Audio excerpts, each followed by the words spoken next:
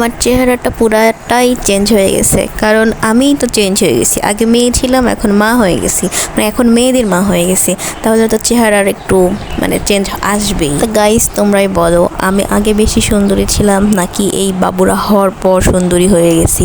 আমি আমার একটা ছবি মানে আগের ছবি ভিডিও শেষে দিয়ে দিব, প্লিজ তোমরা কিন্তু কমেন্ট করে জানাবা, মানে আগে বেশি সুন্দরী ছিলাম না এখন বেশি সুন্দরী আছি। এখন তো বাচ্চাদের জন্য নিজের শরীরের আর যত্ন নেওয়াই হয় না, মানে আমার যে একটা শরীর সেটা তো আমি ভুলেই গেছি। এই 1.5 বছর হতে যাচ্ছে আমার নিজের শরীরের কোনো প্রকার যত্ন আমি নেই নাই, সব বাচ্চাদের পিছনে নিংড়ে দিয়েছি।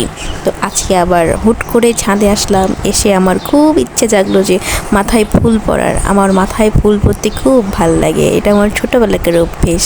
কেমন যেন এখন দেখছি আমার মেয়েদেরও সেই অভ্যেস, কানে ফুল গোজে মাথায় ফুল গোজে মাতৃত্বের স্বাদ উপভোগ করতে বেশ ভালোই লাগে। কিন্তু মাতৃত্ব মানে মা হতে গেলে যে কত স্যাক্রিফাইস, কত কাল অধ্যায় পার করতে হয়েছে সেটা সব মায়েরাই জানে। যাদের জোড়া বাচ্চা মানে টুইন বাচ্চা তাদের আরও বেশি কষ্ট, আরও স্যাক্রিফাইস। ওরে বাপ রে বাপ, আমার জীবনের উপর দিয়ে উঠে গেছে। আচ্ছা বন্ধুগণ, তোমরাই বলো, বাচ্চার মা হয়ে গেছি বলে কি আমার কি আর আগের মতো হইতে ইচ্ছে করে না? আমার কি একটু সাজুগুজু করতে মন চায় না? আমার কি একটু ছেলে মানুষই করতে মন চায় না?